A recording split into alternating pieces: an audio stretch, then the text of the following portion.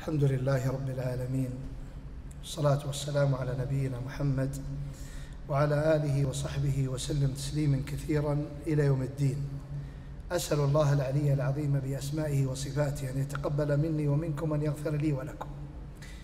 أيها الإخوة والأخوات، هل هناك نعيم أعظم من نعيم الجنة؟ اسمعوا لقول الله عز وجل: وعد الله المؤمنين والمؤمنات جنات تجري من تحتها الأنهار خالدين فيها ومساكن طيبة ورضوان من الله أكبر، ذلك هو الفوز العظيم. في هذه الآية يبين الله عز وجل أن هناك نعيم أعظم من نعيم الجنة، وهو رضوان الله سبحانه وتعالى. ولذلك جاء في الحديث القدسي، اسمعوا معي جيدا، يقول الله: يا أهل الجنة، فيقولون لبيك وسعديك والخير في يديك، فيقول الله: هل رضيتم؟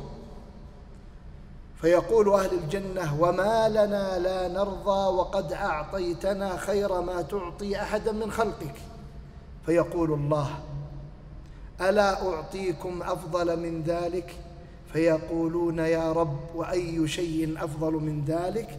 فيقول الله: أحللت عليكم رضواني فلا أسخط بعده أبدا.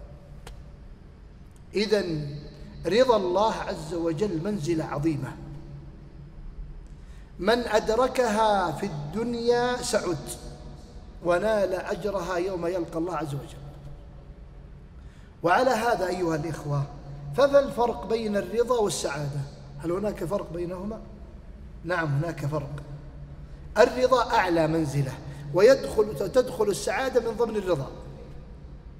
ولذلك يقال أن السعادة هي متعة النفس الجسدية.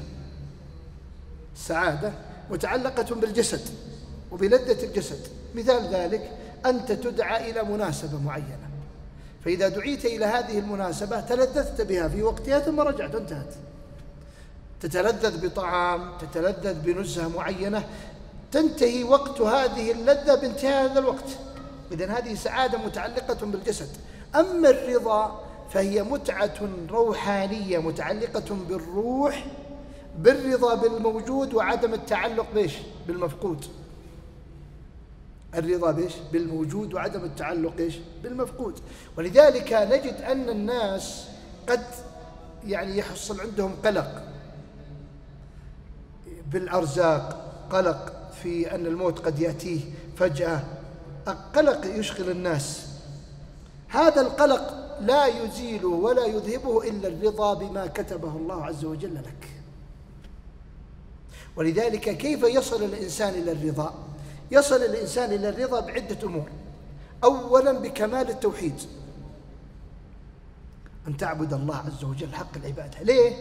لأن كمال التوحيد تجعل الإنسان غير مشتت، عندك منهج واضح، عندك قاعدة واضحة، كتاب الله وسنة النبي صلى الله عليه وسلم.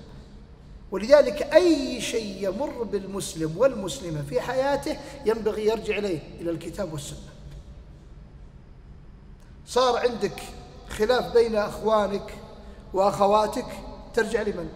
إلى يوسف عليه الصلاة والسلام وإخوانه. صار عندك عقوق لأحد أبنائك وعدم صلاحه، ارجع لنوح عليه الصلاة والسلام وابنه. صار عندك اتهام في العرض، صار عندك اعتداء، ارجع للنبي محمد صلى الله عليه وسلم. حتى بالنسبة للإنسان الذي مهاجر من بلده إلى بلد أخرى، ترجع لمن؟ للأنبياء عليهم الصلاة والسلام. محمد عليه الصلاة والسلام لم يستقر في بلده مكة، وإنما ذهب إلى من؟ إلى المدينة وعاش فيها. إذن توحيد الله، وتعلم أن ما أصابك لم يكن ليخطئك وما أخطأك لم يكن ليصيبك، يصير عندك رضا وطمأنينة، وهذه هي حقيقة السعادة. الأمر الثاني مما يجلب الرضا الاعتصام والسعي إلى لم الشمل وعدم التفرق. ولذلك جاء في الحديث عن النبي صلى الله عليه وسلم قال عليه الصلاة والسلام: ثلاثة أشياء يرضاها الله لكم، أو كما جاء في الحديث: أن تعبدوه ولا تشركوا به شيئا وأن تعتصموا بحبل الله ولا تفرقوا. والاعتصام وتوحيد الكلمة مطلب مهم جدا، ينبغي على مستوى الأسر أن يكون كلمتكم واحدة، إخوانك، أهلك، أسرتك. ينبغي أن تسعى إلى لم الشمل، لأن هذا يورد إيش؟ لم الشمل يورد إيش؟ يورد الألفة والمحبة والطمأنينة. من الأسباب الجالبة للرضا لمنزلة الرضا شكر الله عز وجل. قال سبحانه: واشكروه يرضه لكم. واشكروه يرضه لكم. عندما تحمد الله، وشكر الله يكون بالقول وبيش وبالعمل. تحمد الله عز وجل على ما أنعم الله عز وجل به عليك من النعم، فتستغلها فيما يرضي الله عز وجل عليك. ولذلك جاء في الحديث عن النبي محمد صلى الله عليه وسلم: عجبا لأمر المؤمن إن أمره كله له خير إن أصابته إيش؟ سراء شكر فكان خيرا له. يعني الآن النعم التي نحن فيها من رضا الله عز وجل عليك أن تشكره. ولذلك قال الله عز وجل في حال المؤمنين: لقد رضي الله عن المؤمنين إذ يبايعونك تحت الشجرة فعلم ما في قلوبهم. هنا البيعة وهي بيعة الرضوان كانت على ما؟ على نعيم؟ لا، كانت على حرب وقتال، قتال كفار قريش عندما منع النبي صلى الله عليه وسلم من العمرة. ولكن علم الله ما في قلوب صحابته من الإخلاص لله عز وجل ومن المتابعة للنبي محمد صلى الله عليه وسلم، فرضي الله عز وجل عليهم. قال: فعلم ما في قلوبهم. وش ثمرة الرضا؟ قال: فأنزل السكينة عليهم. الله أكبر. وأثابهم فتحا قريبا. إذن إذا رضي الله عز وجل عليك بأن شكرته ووحدته حق التوحيد واعتصمت بكتابه وسنة نبيه محمد صلى الله عليه وسلم، أعطاك خيري الدنيا والآخرة، فأنزل عليك الطمأنينة والسكينة في الدنيا. ولذلك تجد بعض الناس عنده فقير مسكين ما عنده شيء، عنده أشياء بسيطة بس مرتاح نفسيا، صح؟ قانع بما رضى الله. وتجد بعضهم عنده غنى، عنده مال، عنده شيء ما هو راضي، شوي يتطلع بما في يد الغير، لابد يكون أحسن. لا يا إخواني، المسابقة وحقيقة المسابقة تكون في ماذا؟ في أمر الآخرة. ولذلك قال الله: وسابقوا إلى مغفرة من ربكم وجنة وسارعوا. حقيقة المسارعة والتنافس ترى فيما عند الله عز وجل.